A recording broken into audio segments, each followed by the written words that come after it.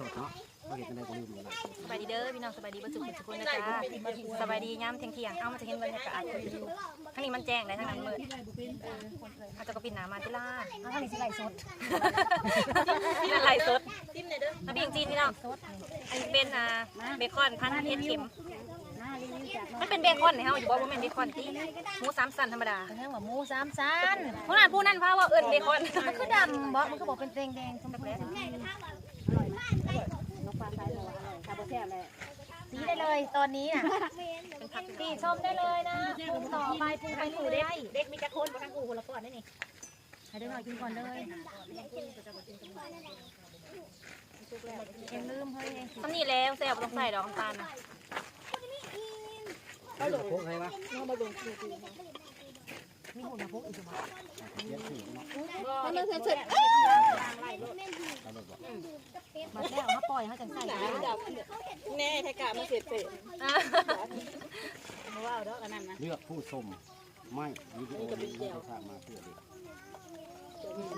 เจียวจีไม่อย่างนั้นให้เลือกก่อนเบิดละเบิดมาตอนนี้แหละหนูจุ่มเลยแล้วก็มาเจียวไก่นะครับมันใส่ดิโกโก้นะไม่ใส่ร้ายเด้อบ่ได้แล้วมันขาดเกินทางหลังมันต้องมีฮาแนวมาเพื่อนมันจะมันจะยอดเนื้อทาสีนี่แล้วกันนะทาสีแหละงามโลด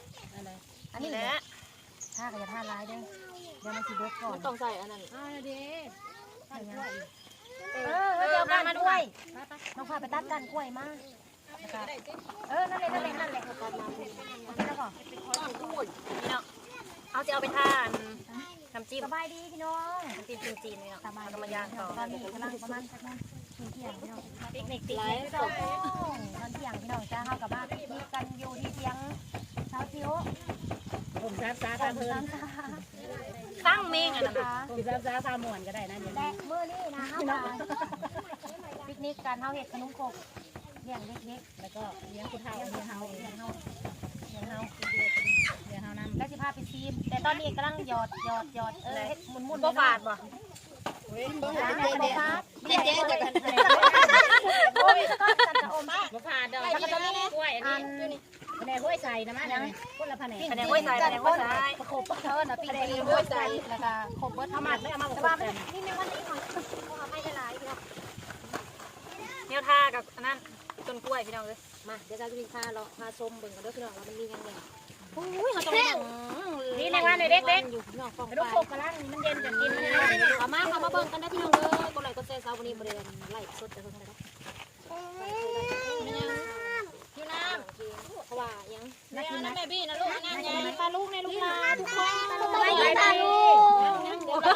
แต่จะสู้อ่ะสบายดีปลาลูกสบายดีปลาลูกมาเด้อมานั่งเป็นขนมแจกเด็กๆกับผู้เฒ่าตั้งนั่งสิแจกครอบครัวตัวเองนั่งย่อยแจกก่อนปลาลูกนี่ปิกนิกหน่อยนี่ได้เรื่องงานยามดีนี่เป็นปิกนิกกับแพงไปอยู่บ้านปิกนิก2 6 3วันนี้สาวๆของเราก็จะประมาณนี้เลยทุกคนมาหนังแล้วก็ด่าออกแทนใจไทยสวรรค์ฝากติดตามทางช่อง YouTube มีช่อง YouTube กันทุกคนแล้วก็น้องดาวคุณแม่เลี้ยงดีเราไปเลยเนาะไปเลยน่ากินจังเลยทำไมหนู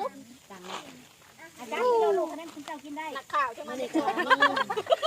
นักข่าวทั้งซ่องนี่ดิของแน่ก็ทั้งซ่องพี่น้องเอ้ย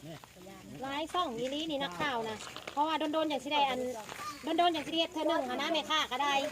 นักข่าวมาเต็มเตียงเลยเปิดทานปิ้งกินเราจิ้มนะเปิดทานใครอ่ะเอ้ยเลี้ยงชีวิตกันนี่แหละ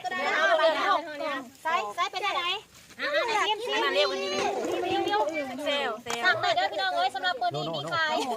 5 ก้อน20 บาท5 ก้อน20 บาทจับจองกันเลยทั่วประเทศ5 คู่20 บาทท่านขายอันนี้ไม่ละ10 บาทเนาะขายแต่ท่านมันดูน้องเทพไทยกินโอ้ยจะเซลโนไข่ไฟสูงมันกินอันนั้นน้ำข้าวหุ่นสิกาขึ้นหนาเลยนะด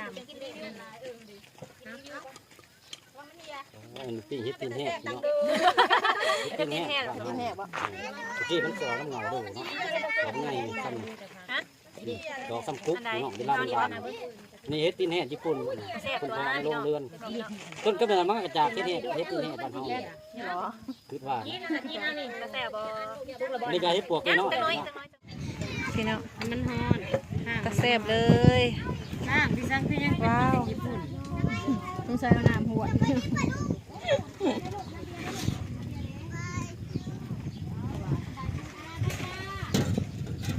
ไม่ค่ะสมงามแท้นี่เฮ้ยสวยสวยเรียบร้อยค่ะ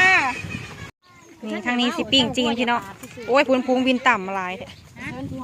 ไก่มันเดียว อืม นี่เมย์นะพวกแม่เขา สองสาว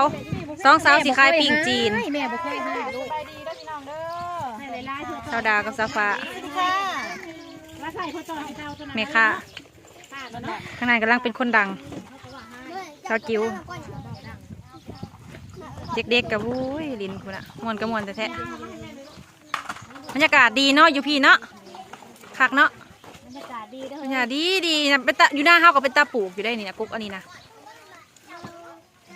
ผมเย็น ตัวนี้เอาถ่านมาลายดิเด้อโอ้ยเอ็งกับบ่ฮู้เนาะมันสิลายมันสิไหนเฮ็ดจักเทื่อน้องดาวก็เก็บใส่เองว่าพ่อได้ดาวไว้ว่ะ อันนี้อันเฮ็ดเข็มทองห่ออันหมูสามชั้น ขาดเองนะมันบ่กล้าคักของแม่ น้องไฟเห็ดหยัง เอ็งกับบ่ฮู้ หมูสามชั้นห่ออัน ใส่ลายปานนั้น ห่ออันมันดอกพันดับ เดี๋ยวเอาปานนี่ว่าถ่านนึง กับหลักกาซิมีอ่ะ ต่ออีกเตานึง เฮ็ด ตี อัน ให้ นี้ มันติด เนาะ เตาเดียว โอ้ยแมงวันเลย ว่าไปเถอะขนมผงบ้านนี้มันก็แล้วแล้ว สิปิ้งจีน หมอกูแล้วแต่จังว่าได้จังว่าบ่เปลืองนั่นไปเก้าพวกเย็น ไปเบิ่งตอนปิ้งเด้อพี่น้องเด้อว่าหน้าตามสิเป็นแบบใดผู้นั่งเผาแล้วเบิดคักมันกินแล้วมันหยุดไม่ได้ มันได้เฮ้ยขนมโคกจนกินให้อิ่ม โอ้ยอันนี้จะเป็นแจ่วครับพี่น้องแจ่วอัน ในบางเราใส่เสื้อ ปิ้งจีน ปิ้งซ้อมล้อมเรา ปิ้งคอมลอม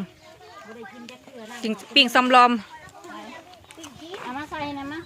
พี่น้อง ทาบก้อนน้อยๆนะใส่นะทาบนี้น้อยเลยใส่ให้แน่ นี่สิเป็นปิ้งจีน อ่ะสีย่อนี่เร็ว ทางนั้นสิอันนั่นเด็กๆกินแล้ว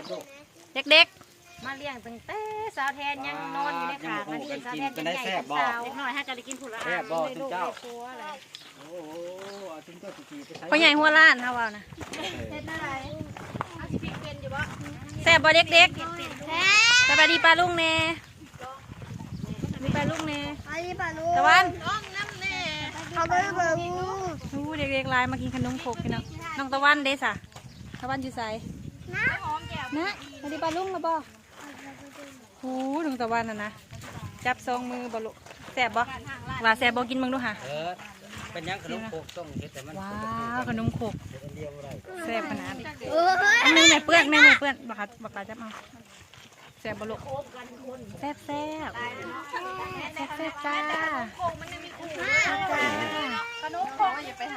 ขนาดขนมโคกยังมีคู่แล้วเราแล้วเราทำไมไม่มีใคร ต้องเสีย เดี๋ยวอายกับนุ่มโขกพี่เนาะนุ่มโขกยังมีขู่มันนะกูยังมาเกิดนี่จ้าเอามาเบิ่งเนี่ยสิเจ้าคลิปอันนี้อันนั้นแหละเดี๋ยวกินให้เบิ่งเนี่ยจ้าพี่น้องหน้าตาเสียออกมาแบบนี้แหละจ้ะปิ้งจีนของเรา ใส่ปิ้งจีนปิ้ง อยู่นี่น้ำหนูนี่ ใส่เอามาเบิ่งดู นี่จ้า งานกันทางนั้นไล่สุด ทำล้อม ปิงซ้อมล้อมไปแบบปิงซ้อมล้อม คุณจะไปหยอดไส้